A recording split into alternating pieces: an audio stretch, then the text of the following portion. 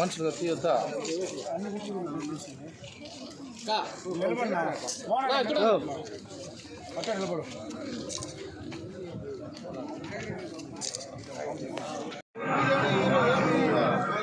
రానా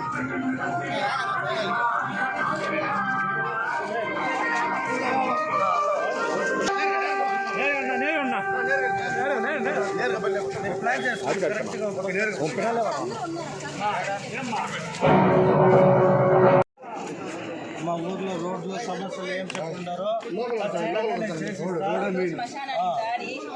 ఇప్పుడు ఏం అడుగుంటారో నీళ్ళు అయితే ఈ రోజే బోర్ వేసే చెప్పేసి ఉండా. రోడ్ అనేది కాంట్రాక్టర్ ఎస్టిమేట్ వేసి 3 నెలల లోపల రోడ్ వేసినాక మళ్ళీ మీ ఊరికి వార్డు ఉందా? అదే ఈ వార్డు పెద్దది కాబట్టి కొన్ని అన్ని దూరంగా ఉంది. వాటిని నేను ఇది చేస్తాను సెగ్రిగేట్ రైట్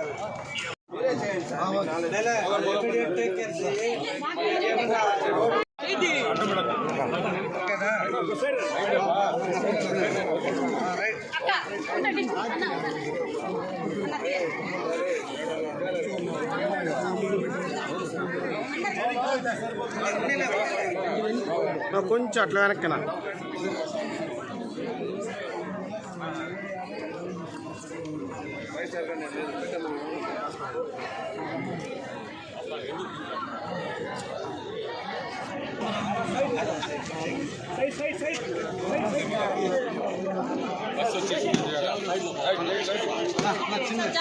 స్కూల్ ఇక్కడ ఎక్కువ మంది స్ట్రెంత్ ఉన్నారంట. అది ఎంక్వైరీ చేసి కలెక్టర్కి ఒక నివేదిక తొలి అడుగు ప్రోగ్రాంలో అటెండ్ అయినాము. ఎక్కువ మంది ఊరు వారు మహిళలు ఇంత స్ట్రెంత్ ఉంటారు ఈడే పెట్టాలని డిమాండ్ చేశారు. 99.9% రిటైన్ చేసేకి ఆ డిఓ గారికి కూడా చెప్తా ఫాలోఅప్ చేసాం. మేము స్ట్రెంత్ కూడా పెరిగి చూపిస్తాం సార్ మా స్కూల్లో. చెప్పినారు కదా మీ ముందరే అధికారి కమిషనర్ గారికి చెప్పిన. నా పిఏకి ఏం చెప్తున్నా, ఇమ్మీడియట్ కలెక్టర్ గారి దగ్గరికి వెళ్ళి వీళ్ళందరూ ఫస్ట్ అడిగిన క్వశ్చన్ స్కూల్ రిటైన్ చేయమని చెప్పారు. మీరు అడిగినారు, నేను ట్రై చేస్తూనే ఉంటా. ఇప్పుడు ట్రై కాదు, ఈ ప్రోగ్రామ్ అయినాక నేను పోయి మాట్లాడతాను. రోడ్డు చూడండి సార్, రోడ్డు చాలా అధ్వానంగా ఉంది సార్.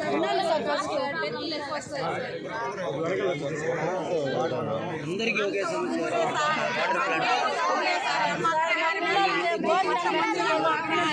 మేడం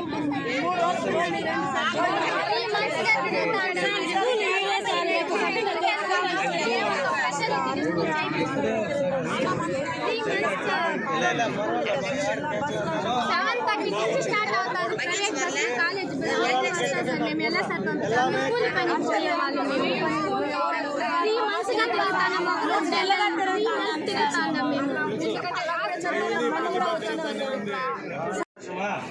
ఇంకేమొస్తుంది దీప పథకం అదేనమ్మా. అందరూ అంటే ఆమె ఎవరు నీకేం కావాలి?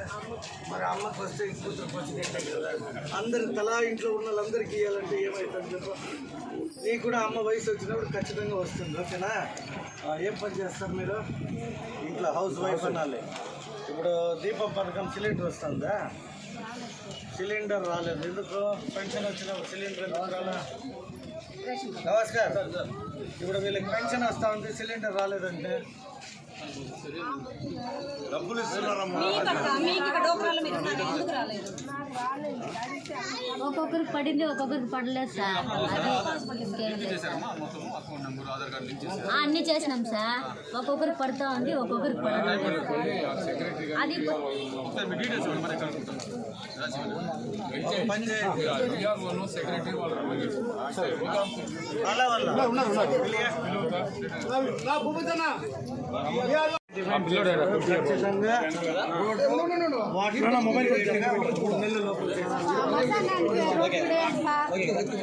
ఖచ్చితంగా మొబైల్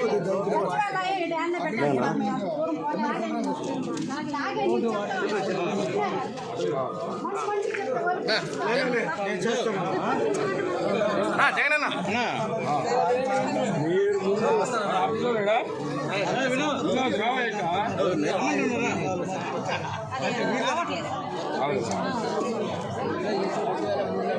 ఓపెన్ చేసి పెట్టుకో బాగా. జగనన్న వచ్చిందా?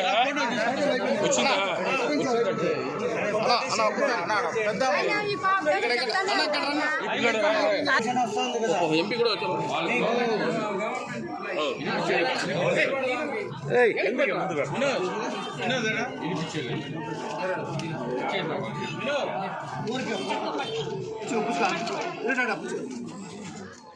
ఓకే తల్లి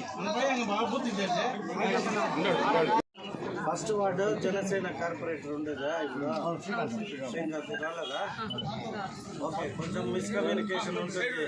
అధికారం ఒకరిది, ప్రభుత్వం ఒకరిది, నాయకుడు ఒకరు కాబట్టి ఇంకా పైన రాదు.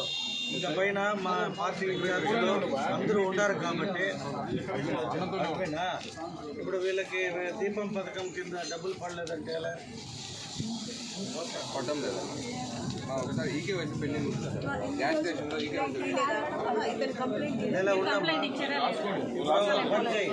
చూడబా ఇక్కడ వెంకటేష్ నువ్వునో ప్రతిభ ఇంకెవరు ఉండరు మన పార్టీకి సంబంధించిన వాళ్ళు. ప్రతి ఇంటికి వీళ్ళని పెట్టుకొని తిరిగి మొత్తం ఏం ప్రాబ్లమ్స్ ప్రభుత్వంది ఏం ఎవరికి వస్తుంది ఎవరికి రాలే, ఎవరికి ఎలిజిబుల్ ఉండి కూడా పెండింగ్ పెట్టుండారో ఒక లిస్ట్ రెడీ చేయండి. నేను ఒకరోజు ఇటు కాకుండా ఇండిపెండెంట్గా వచ్చినప్పుడు సచివాలయం స్టాఫ్ ఈ పెండింగ్ ఇష్యూస్ని క్లియర్ చేసిపోదాం. ఓకేనా? ఇప్పుడే కంప్లైంట్ చెప్పాను, ఖచ్చితంగా నేను బోర్ వేసి చెప్పినారు కాబట్టి ఖచ్చితంగా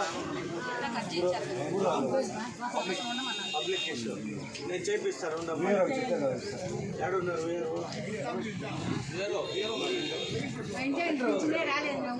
ఇప్పుడు ఈ అమ్మ చెప్పే కంప్లైంట్ వినా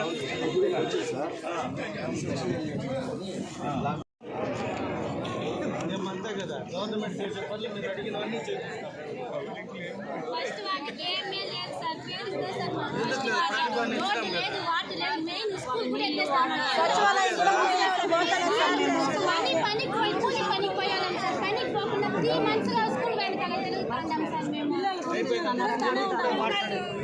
మీకోసమే నిలబడి ఫస్ట్ వార్డులో ఉన్నాను. రండి. కాకపోతే ఇక్కడ ఇప్పుడు విలేజర్స్ అందరూ కోరిక ఏమంటే ఈ ఎం అగ్రహారాలోనే ఎక్కువ స్ట్రెంత్ ఉంది. స్కూల్ని ఇక్కడ ఏమన్నారు కలెక్టర్ గారు? అది నేను కావాలంటే మన మంత్రి గారి దగ్గర నుండి ఎక్కువ స్ట్రెంత్ ఉన్న స్కూల్స్ని గబాన్ని డ్రాప్ చేస్తే మనకి పబ్లిక్లో యాంటీ వస్తూ ఉందని చెప్తాను. మీరేం చేస్తారంటే నాకు ప్రాపర్ దీన్ని ఎవరికి ఏం రిపోర్ట్ చేయాలని ఒక ఇది చెప్తే ఇక్కడ స్ట్రెంత్ని బట్టి రిటైన్ చేస్తాం. ఎందుకంటే ఇంత స్ట్రెంత్ మళ్ళీ వేరే ప్లేస్కి ట్రాన్స్ఫర్ కావాలంటే వాళ్ళ ట్రాన్స్పోర్టు, వాళ్ళు అంతా వర్క్ చేసుకునే లేబరు, వాళ్ళు పనికి పోవాలా స్కూల్కి పంపించాలనేది చాలా కన్ఫ్యూజన్స్ ఉంది. మీరు నాకు దీన్ని ప్రాపర్గా చెప్తే నేను కన్సల్ట్ వాళ్ళతో మాట్లాడి ఇక్కడే రిటైన్ చేస్తాం. కలెక్టర్ గారికి కూడా నేను మాట్లాడతాను ఇవాళ.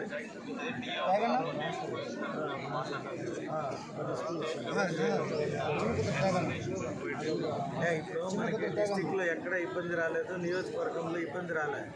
ఈ ఎం అగ్రహారం ఒకటి పర్టికులర్గా అడుగుతున్నారు కాబట్టి దీన్ని రిటైన్ చేసేసి రిక్వెస్ట్ చేసుకుంటాను. రైట్. ఆ మిడ్ డే మీల్స్ పెడతలేదా? హలో, చిన్న కుదురు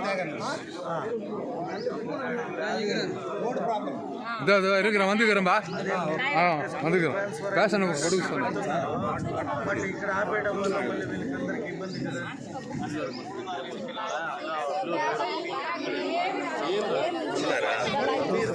మీరు ఈ ప్రోగ్రాంలోనే ఉంటారు.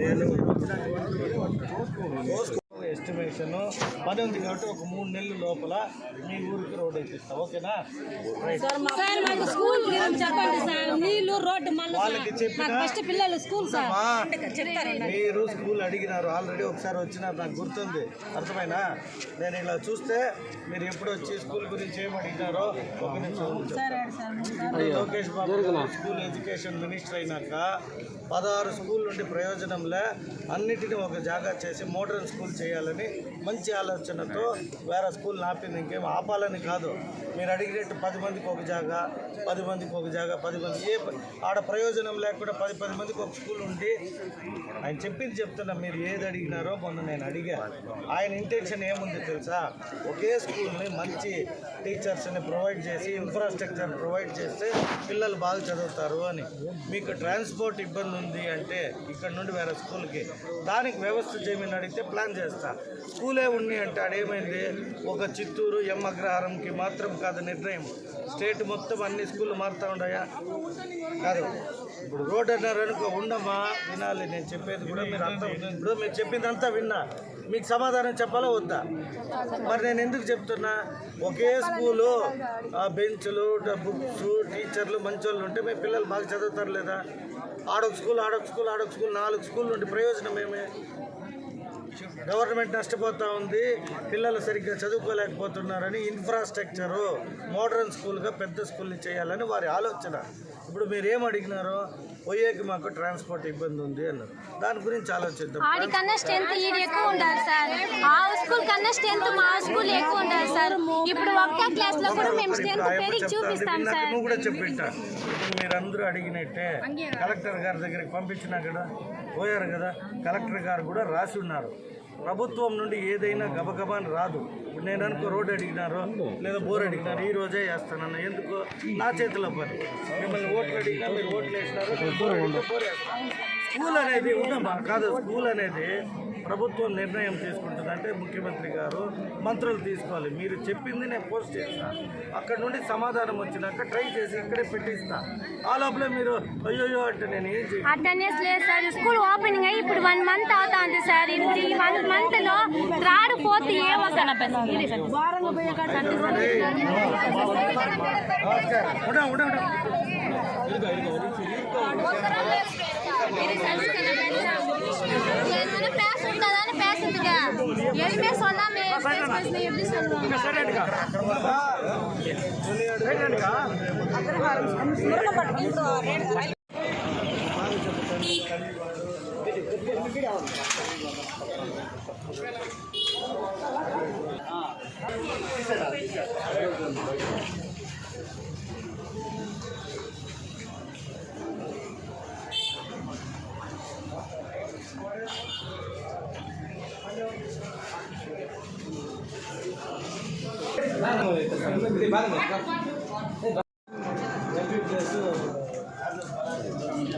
కొంచెం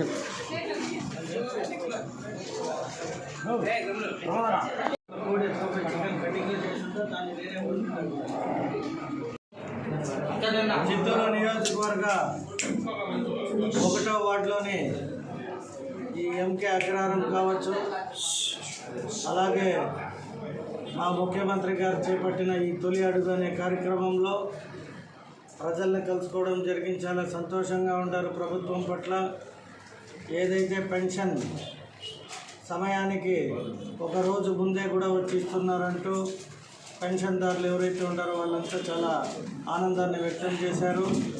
అలాగే మొన్నటికి మొన్న తల్లికి వందనం అనే కార్యక్రమంలో పిల్లలకి ఫీజులు అనేది కట్టడానికి ఇబ్బందిగా ఉంది అని బాధపడే టైంలో మా యువ నాయకుడు శ్రీ నారా లోకేష్ గారు ప్రతి ఒక్క పిల్లవాడికి తల్లికి వందనం వేయడం జరిగింది.